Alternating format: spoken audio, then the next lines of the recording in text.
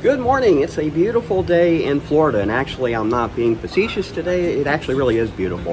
It's probably about 71, 74, low humidity, and it's sunny, so we're not drowning in rain, and we're not going to spontaneously combust today. So there's a lot that I could probably try to shoot to get done today, but I think I'm just going to try to keep it realistic. So as you know, in some previous videos, I was telling you that the 59 Caddy's Hydromatic, it went out on us. So what we have in the back here is a 1960 Hydromatic that's stuffed in the corner. I'd like to roll that out, which I'm going to have to move the Pontiac over a little bit. It is on rollers. And then I need to assess to see what type of bolts I'm going to need to hang it.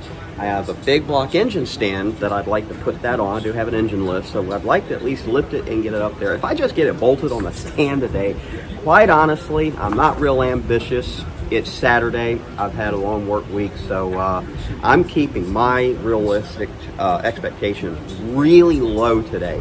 So if I exceed them, then I'm extremely excited.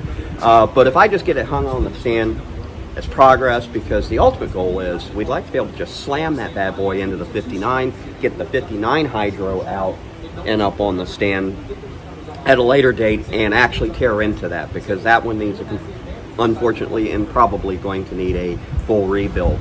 And I'm going to try to do that. I know nothing about automatic transmissions other than the automatic transmission things. They do their thing. Now I have the concept, but I've never tore into one. I almost did on a 2000 Mustang and just didn't go there, and that's okay. And not many people would tear into it, and I probably wouldn't tear into it if I could find some resources. I did find two people in the state of Florida that was even willing to look at it. One, and probably rightfully so, wouldn't give me a price on it until they looked at it, but they want the whole car. And logistically, I don't know if that's realistic for me. The second resource, I think the guy fought in World War I and II, and he's still alive. Probably the only other guy that knows anything about Hydromatic transmissions. And I could buy 3 Cadillacs probably for the price that he quoted me to tear into this one and fix it. So that's not budget friendly for me. And though I don't want to take anything away from him, he's probably worth every dime that he charges, but you know, I start comparing costs. I could probably buy 2 or 3 classic cars compared to what I would spend to rebuild this transmission, and I'm just one of those guys that doesn't compute. So guess who's going to learn how to hopefully successfully rebuild a Hydromatic transmission?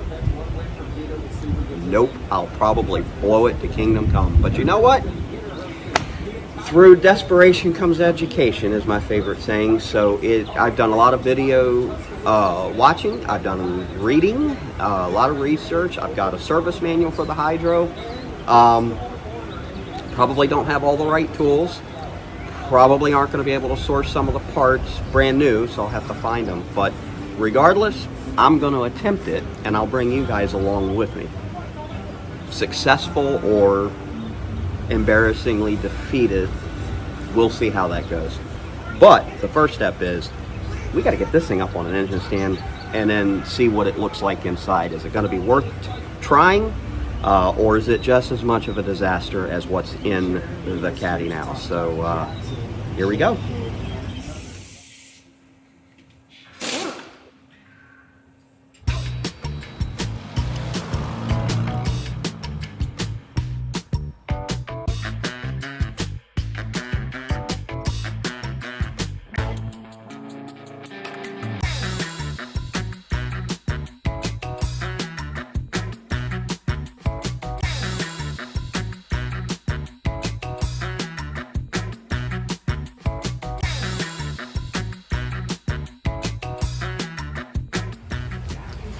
So why I'm struggling so much is I don't have a lot of room in the back, because I have 2 refrigerators and a really large floor speaker, my center speaker for my surround sound in the garage. So I can't move but just the front of the car. And I'm too lazy to move the other junk out of the way. So yeah, having trouble just getting it around a few minor things. If I would have just took a few minutes, moved them first, I wouldn't have to be dealing with this. Don't judge me.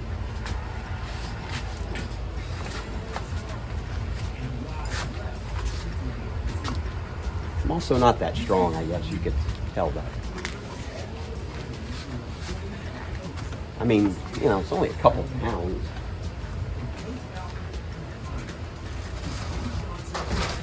There we go. This is also the wife's car. So, you know, it already had some scratches on it. This will buff out. Oh, do you guys remember Milton's 50s Diner? Yeah, I'm dating myself. A lot of you probably still remember Milton's around. Some of you that don't remember Milton's, then you haven't been around long enough, and I'm old. There, I said it.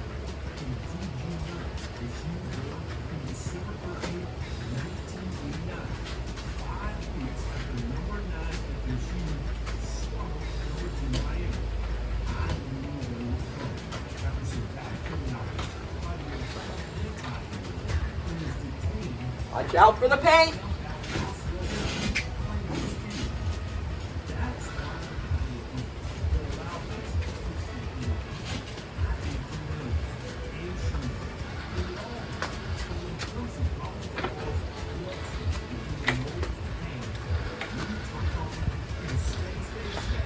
And my little shuttle here, it doesn't want to roll straight. That's weird, isn't it?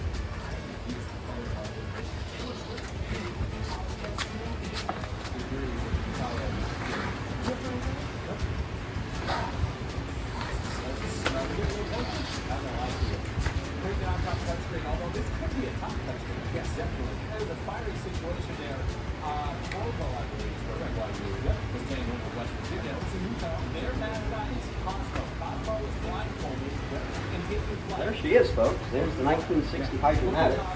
So, a couple things that I've learned about this is it should fit in there. That was going to be the biggest, question, because the torque converter, not torque converter, this is pre-torque converter. So this is a 5-piece unit held together by industrial snap rings. According to the manual, looks like it could be very easy to take apart and inspect. I'm not doing that unless I find a lot of junk underneath, you know, inside. But the question was somewhere mid-60, I guess they changed the design. At least that's what I read originally. And then I fought for a long time researching to see if I could find when that was, so I could see if I could date this, figure out if it was going to work or not. Well, at the end I discovered, or come to the conclusion, that was false information. I don't know. However, this is supposed to bolt in right behind the 59 390. Now, the difference is between the 59 Hydro, and the 60 Hydro is apparently the 60 Hydro has a slimmer casing. So it's theorized that the transmission cooling lines and the linkage may have to be either replaced or redone, retrofitted to make it fit. But otherwise, the trans mount should work. The dry shaft should work. Should be the same length. So if we don't find that this is a catastrophe, hopefully we'll just be able to do the seals, slam it in the put it in the 59, and cross fingers, everything will bolt up or come close, and we can figure it out from there. So now I got to figure out if I have bolts that I can hang this 5,000-pound monster on my stand that I need to put together. Fun stuff. Nope, I'm gonna have to make 15 trips to every part store in town, and I'm gonna put it up on the stand. It's gonna fall over. It's gonna become junk. So before I inspect this, I'm gonna do the right thing. What every pro normally does about this step of the game. Brew myself another cup of coffee. Number 2. This is my thinking juice. or in some case, my neighbor Bob, good friend Bob, might call it procrastination juice. I'm pretty much good with either one of those.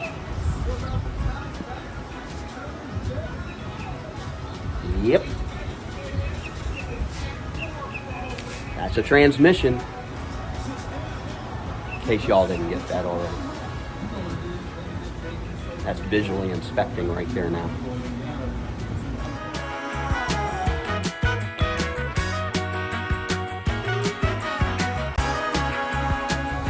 You always want to stack stuff in a very nice and orderly fashion. So as soon as you move one thing, 5 things immediately fall to the ground, because it helps you, because that's just less moving you have to do. Just gotta move quickly. Hopefully I don't punch a hole in the hot water heater. That would be nice.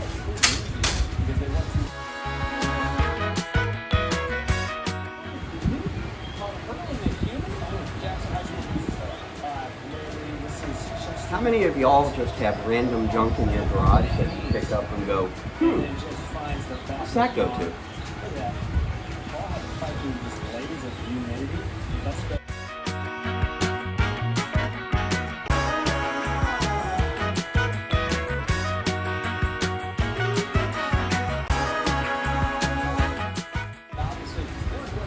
Hey, David Freiberger. Well, it's not a big block, but flip-flops. This is how we Florida. I got a message one time from one of my friends on Facebook when we were messing with the 289 or the 302 in the Mustang. They're like, engine swapping with flip-flops, that's smart. We don't know how to do it any other way in Florida.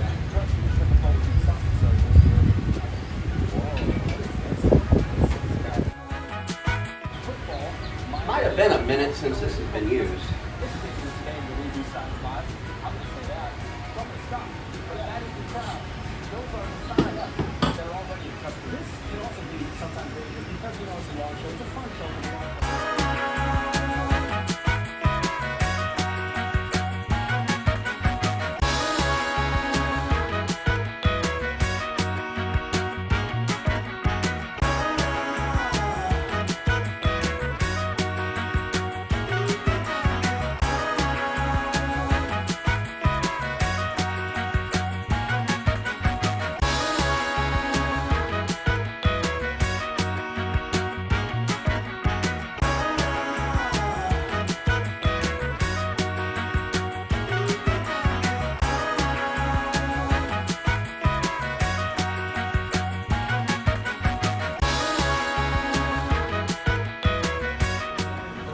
Well, I now know the size of the bolts that I need. I need 4 of them, and the length that I'm looking for. So I've got 2 examples that I threw in the old 6-7, and I'm going to go to the store and see if I can pick those up. I want grade 8 bolts because I don't want to risk anything, coming apart, breaking, failing. So I'm going to go find some grade 8 bolts, and we'll come back, get the lift up. Got the chain. We'll get see if we can't get this lifted without amputating a foot or dropping it and busting this transmission, leaving us without. That'd be nice. Hey, before going to get the bolts, I've just spent the last 30 minutes trying to push this back. Now somehow it's shimmied out and the garage door is hitting the bumperette. I've made sure all the trucks are facing right. It won't budge. I can't get it to budge. So, do what you got to do.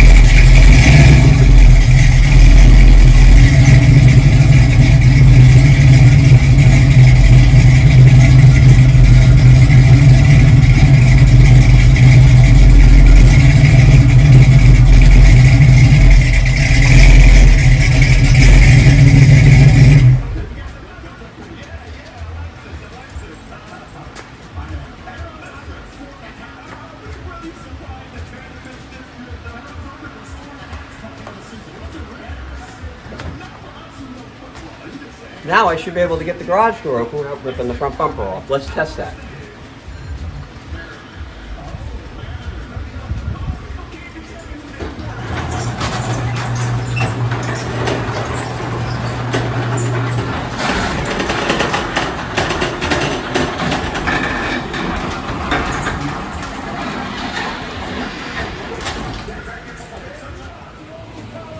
So how many of you had to pause and go clean your shorts out?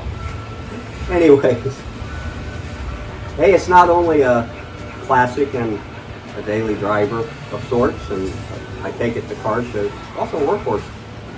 Horse, Mustang. Oh, you see what I did there? Anyways, hey, 3 of us couldn't push this thing into this garage after we unloaded it off the trailer. We tried. It was killing us. The same chain that I'll use on the transmission later, I wrapped that bad boy around the axle of the 67, the axle front end, or yeah, the rear axle on here, and I drove the 67 and as far as I could, got the rear wheels where we needed it, up inside the garage, and we were able to then push it the rest of the way in. Yeah, I'm sure a lot of people have done that. I'm not the only one, but sometimes you just got to do what you got to do and employ the tools that you have at your fingertips. Now, finish my coffee, go get my bolts so I can move along.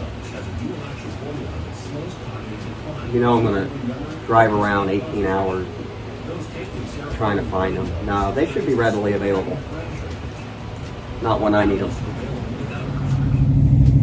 Well, we're in the old tow truck, heading out to the store, so hopefully we can get what we need, get back, get that transmission on the stand, and yeah, if I can get that far, I'd be happy. Like I said, low expectations for today, but getting it mounted and up in the retinas where I stub my toes on it every day will motivate me to get into it and do what I need to do to make progress on getting, hopefully, the caddy back on the road.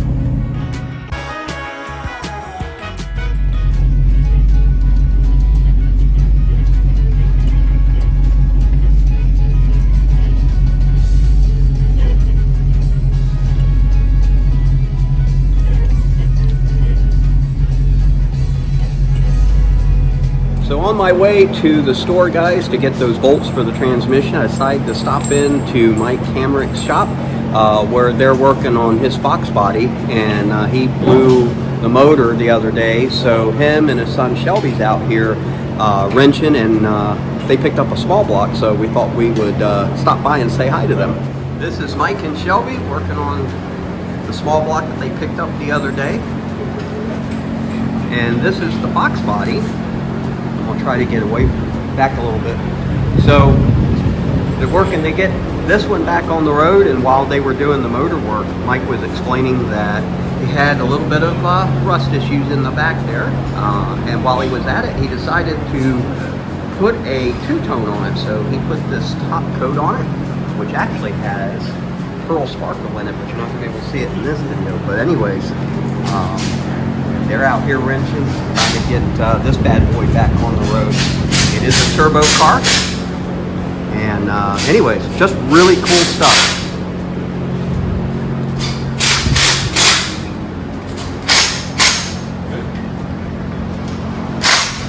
Well, that was really cool to stop in and see Mike and Shelby. They're working on Mike's car. It's a shame that they ended up experiencing a blown motor, but these two, they work and build their own motors all the time.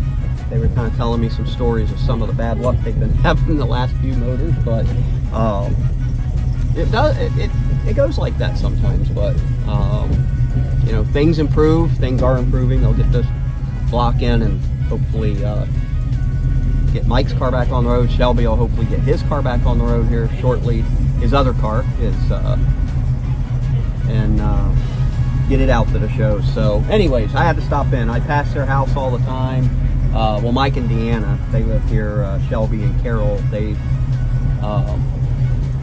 that's right, you heard me. Shelby's wife is named Carol, so you have Carol and Shelby, and they're Mustangers. Anyways, I pass Mike and Deanna house all the time out here. They live close to me, and sometimes I don't have the luxury of stopping in, but today I do. 4950 Merc back here, by the way, gentleman owns. He's out there cleaning it in his garage. Maybe one day we'll be able to stop by there and film that. But anyways, always good to see our friends in the car community out and doing car stuff. So, all right, on the road again.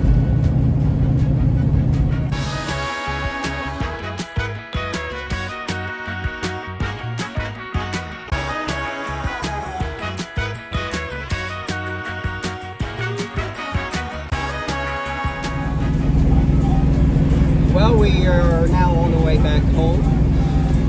Hey, look, roof console. Anyways, from the hardware store, we got some grade A bolts, washers, and nuts. So now we should be able to hang the transmission. Anyways, it's not a bad day out. A little warm, but it's not bad. A little overcast, enjoyable.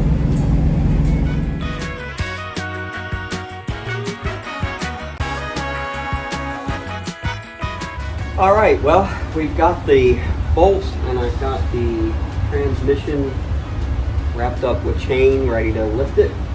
And the chain that I'm using, none of my bolts fit through. So I've kind of got it cradled, and then I've got it secured to the lift. And we're gonna see if we can slowly lift this, make sure it's not gonna come apart, but see if we can get this up on the stand without causing damage.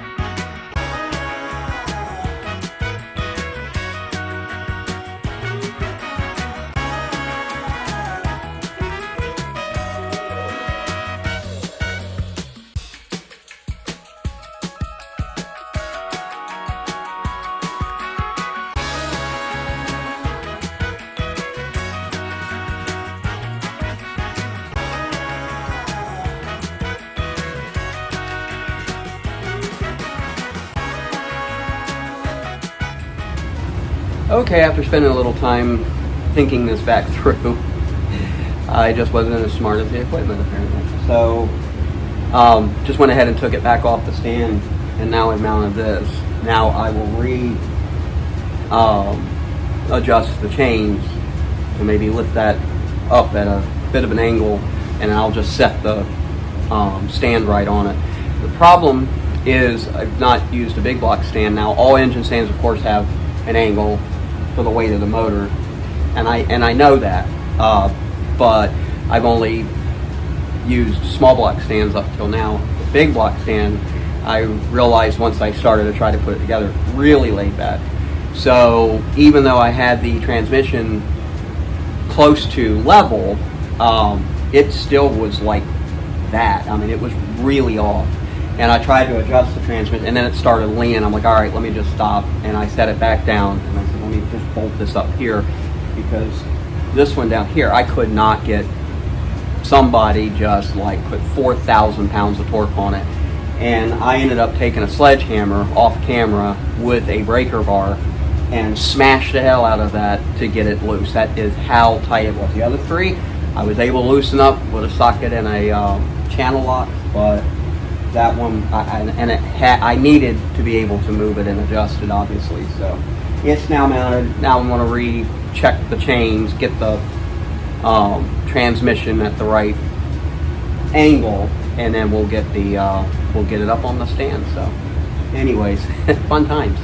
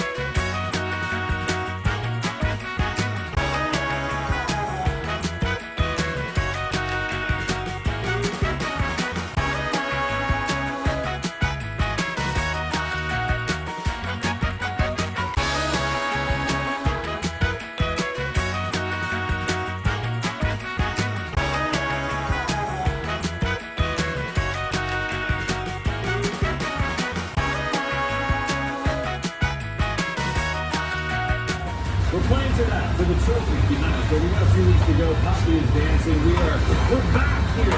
Really is so good to be back with Derek Jeter, David. There we go. Alex Rodriguez, and I'm Kevin Burkhardt. 14 hours, And Alex, as we're all back 50 minutes, dinner last night, back to 76 hours later.